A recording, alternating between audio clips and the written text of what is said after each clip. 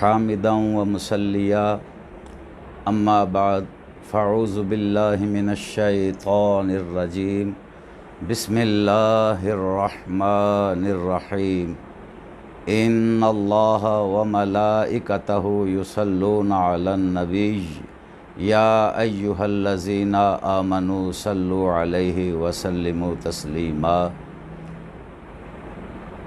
بلغ العلا بکمالہ کشف الدجا بجمالہ حسنت جمیع خصالہ صلوا علیہ وآلہ بسم اللہ الرحمن الرحیم ان عدت الشہور عند اللہ 12 شہر فی کتاب اللہ، بے شک مہینوں کی گنتی اللہ کے نزدیک 12 مہینے ہیں اللہ کی کتاب میں۔ حضرات محترم، آج ہم گفتگو کریں گے صفر المظفر کے مہینے کو جو منحوس جانا جاتا ہے، آج اس کی حقیقت کے بارے میں کچھ کلام کریں گے۔ بعض لوگوں کے نزدیک صفر کے مہینے کو منحوس، صفر المظفر اسلامی سال کا دوسرا مہینہ ہے، اور اس کو منحوس جانتے ہوئے کئی بدشگونیاں لوگ دلوں میں پال لیتے ہیں۔ یاد رکھیے گا، مہینے خود نہیں بنے، بلکہ رب تعالیٰ نے 12 مہینے بنائے ہیں، اور یہ کب سے بنے ہیں؟ جب سے زمین و آسمان کو اللہ تعالیٰ نے بنایا ہے۔ قرآن پاک میں یہ سب موجود ہے، اور ان 12 مہینوں میں سے ایک مہینہ صفر المظفر کا ہے۔ اور یہ بھی یاد رہے کہ کوئی گھڑی، کوئی گھنٹہ، کوئی دن، کوئی ہفتہ، کوئی مہینہ، کوئی صدی یہ منحوس نہیں ہوتی، چونکہ منٹوں سے گھنٹے بنتے ہیں، گھنٹوں سے دن بنتا ہے، دنوں سے ہفتہ بنتا ہے، ہفتوں سے مہینہ بنتا ہے، مہینوں سے سال بنتا ہے، سالوں سے صدی بنتی ہے، صدیوں سے زمانہ بنتا ہے۔ اور اللہ عز و جل یہ فرماتا ہے وَجَعَلْنَا اللَّيْلَ وَالنَّهَارَ آیتین، کہ رات اور دن یہ میری نشانیاں ہیں۔ اب جو اللہ عز و جل کی نشانیاں ہیں، اللہ فرماتا ہے کہ رات کو میں نے بے نور اور دن کو میں نے روشن بنایا تاکہ تم اللہ کا فضل تلاش کر سکو، یعنی رزق حاصل کر سکو، اللہ کا فضل تلاش کرو۔ تو اس میں جو اللہ تعالیٰ کی بنائی ہوئی چیزیں ہیں ان کو منحوس جاننا کسی طور بھی ٹھیک نہیں ہے، بلکہ حدیث قدسی ہے۔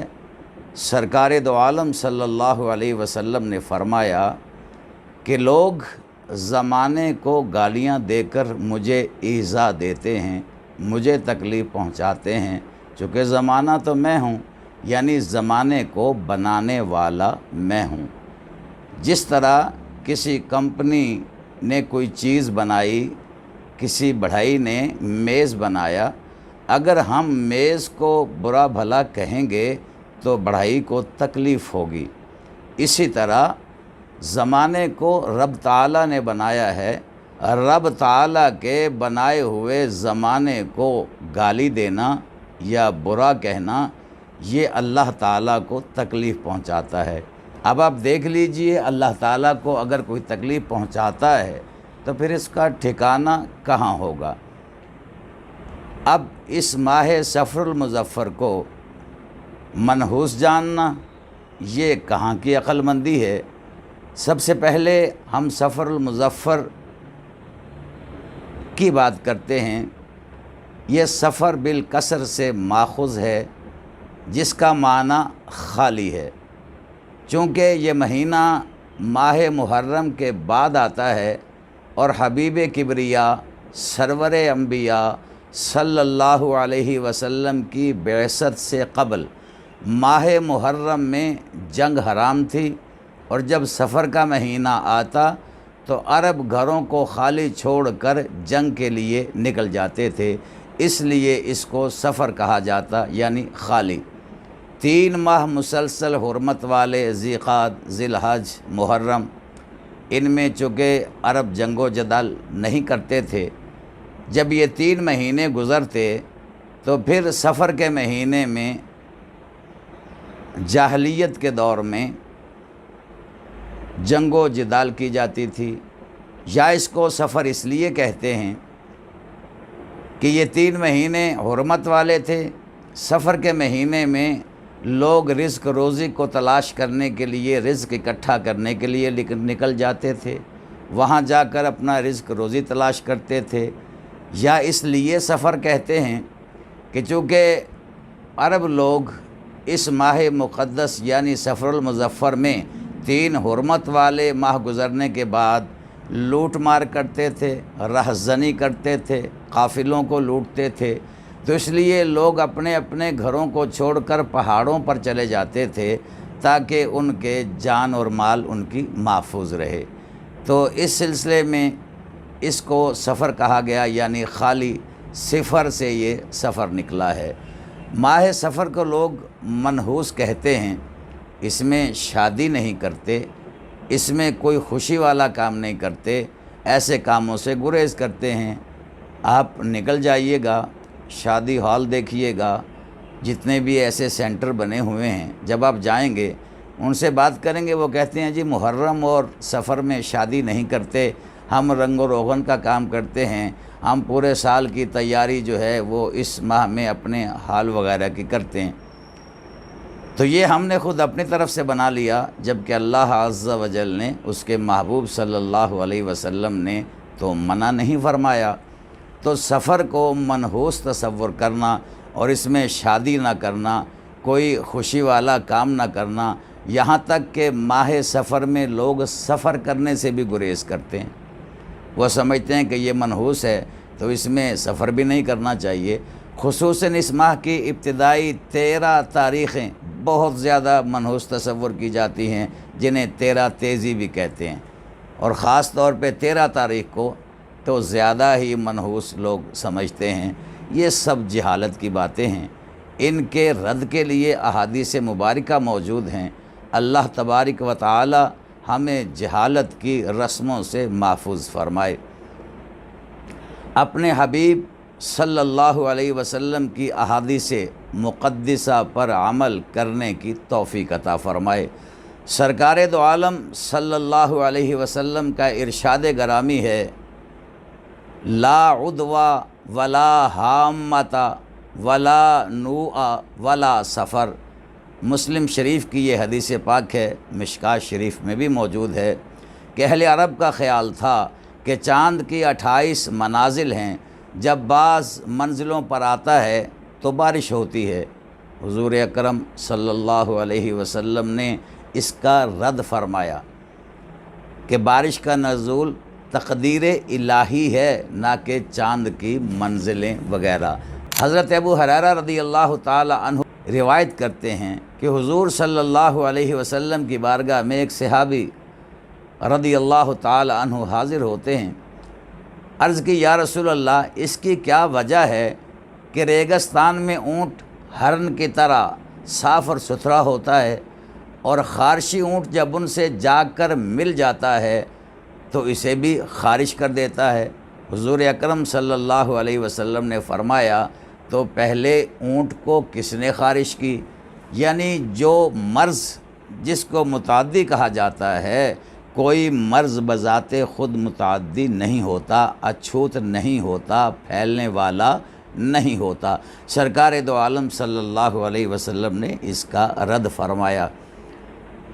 تو اس سے معلوم ہوا کہ سرکار صلی اللہ علیہ وسلم کے اس فرمان سے کہ کوئی مرض متعدی نہیں ہوتا۔ دوسری حدیث پاک میں سرکار نے فرمایا لا عدوہ ولا تیارتا ولا حامتا ولا سفر، کہ کوئی مرض متعدی نہیں ہوتا، نہ بدفعلی ہے اور نہ حامہ نہ سفر، یعنی نہ تو سفر کی نحوست اس کی کوئی حقیقت ہے، نہ بدفعلی کی کوئی حقیقت ہے، اور نہ ہی کسی مرض کے متعدی ہونے کی کوئی حقیقت ہے۔ لا عدوہ کا معنی یہ ہے کہ یہ بیماری دوسرے کو نہیں لگتی۔ زمانہ جاہلیت میں لوگوں کا خیال تھا کہ اگر بیمار کے ساتھ بیٹھا یا کھانا کھایا یا پانی پیا تو یہ بیماری لگ جائے گی۔ حضور اقدس صلی اللہ علیہ وسلم نے فرمایا کہ متعدی بیماریاں نہیں، جو بیماری بھی جس کو لگتی ہے اللہ تعالیٰ کی جانب سے لگتی ہے۔ لا طیر، اہل عرب جب کسی کام کا قصد کرتے تو ایک پرندہ لیتے، اسے اڑاتے، یا ایک جانور لیتے، اسے بھگاتے۔ اگر وہ دائیں طرف بھاگتا تو وہ نیک فعل لیتے، اگر وہ بائیں طرف بھاگتا تو اس سے بد فعل لیتے۔ یعنی اگر انہوں نے کوئی اچھا کام کرنا ہوتا، وہ جانور، وہ پرندہ، اگر پرندہ ہوتا دائیں طرف اڑتا تو وہ کام کر لیتے تھے، اگر بائیں طرف اڑتا تو وہ کام نہیں کرتے تھے۔ اسی طرح وہ جانور اگر دائیں طرف بھاگتا تو وہ کام کر لیتے تھے، اگر بائیں طرف بھاگتا تو وہ کام سے باز آ جاتے تھے۔ تو سرکار دو عالم صلی اللہ علیہ وسلم نے فرمایا کہ پرندے سے شگون میں خیر یا شر نہیں، بلکہ یہ نفع یا نقصان اللہ تعالیٰ کی طرف سے ہے۔ اب ذرا حامہ کی طرف چلتے ہیں۔ حامہ کے معنی سر کے ہیں، اور یہاں مراد ایک جانور کا نام ہے۔ اہل عرب کا یہ خیال تھا کہ یہ جانور میت کی ہڈیوں سے پیدا ہوتا ہے اور اڑتا ہے۔ بعض کہتے ہیں کہ مقتول کے سر سے ایک جانور باہر نکلتا ہے جس کا نام حامہ ہے۔ وہ ہمیشہ فریاد کرتا ہے کہ مجھے پانی پلاؤ، یہاں تک کہ اس کے مارنے والا مر جاتا ہے۔ بعض کہتے ہیں کہ مقتول کی روح جانور بن جاتی ہے اور فریاد کرتی ہے تاکہ اپنے مارنے والے سے بدلہ خود لے۔ جب بدلہ لے لیتا ہے تو وہ اڑ جاتا ہے۔ بعض کہتے ہیں حامہ الو کا نام ہے۔ جب کسی بھی گھر پر آ کر بیٹھتا ہے، چیختا چلاتا ہے، تو پھر لوگ یہ سمجھتے ہیں کہ وہ گھر ویران ہو جاتا ہے۔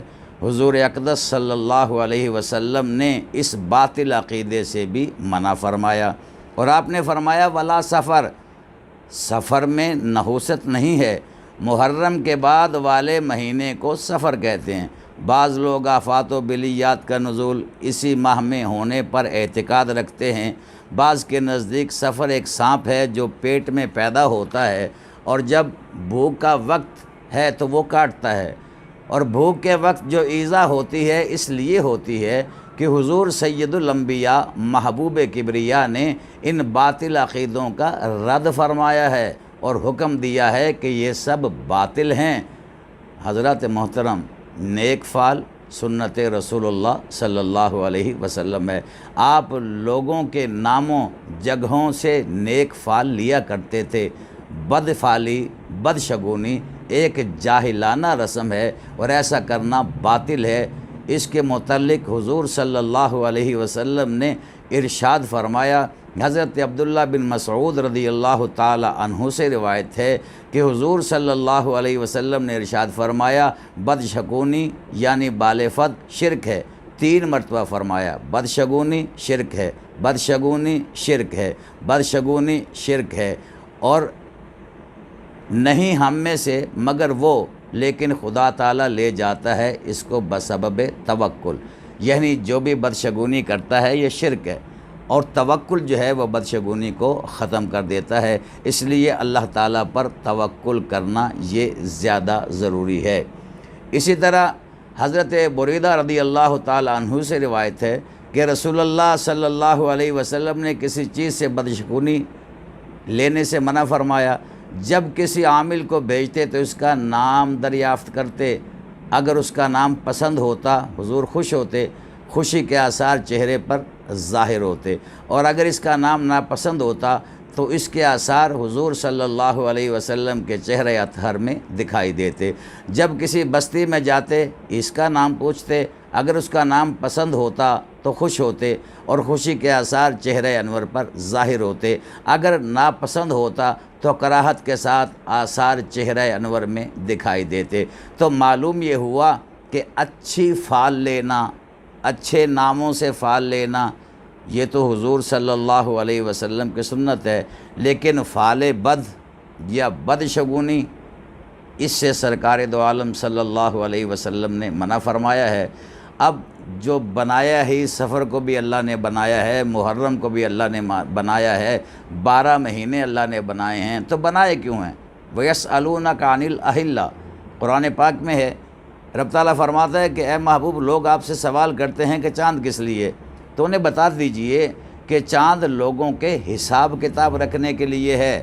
قُلْ هِيَ مَوَاقِيتُ لِلنَّاسِ کہ ایک تو وہ اپنا حساب کتاب رکھیں اور ایک حج کے بارے میں انہیں معلوم ہو سکے کہ حج کب ہے۔ تو اسی طرح جیسے چاند بھی نیک فال میں ہم لینا چاہیے چاند کو بھی، اور سورج کو بھی نیک فال میں لینا چاہیے۔ بعض عبادات ایسی ہیں جو ہم چاند کو دیکھ کر کرتے ہیں، مثلا رمضان المبارک ہے، زکوٰۃ ہے، حج ہے، اور بعض عبادات ایسی ہیں سورج سے لیتے ہیں۔ فجر کی نماز کب پڑھنی ہے، ظہر کی نماز کب پڑھنی ہے، عصر کی نماز کب پڑھنی ہے، مغرب کی نماز سورج غروب ہونے کے بعد پڑھنی ہے، فجر سورج طلوع ہونے سے پہلے پڑھنی ہے، ظہر اور عصر سورج کی روشنی میں پڑھنی ہے۔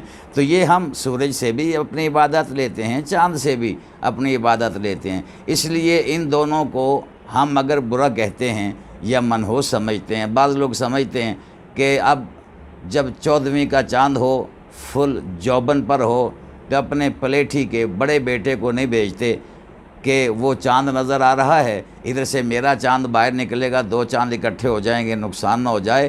تو ایسا اسلام میں جائز نہیں ہے۔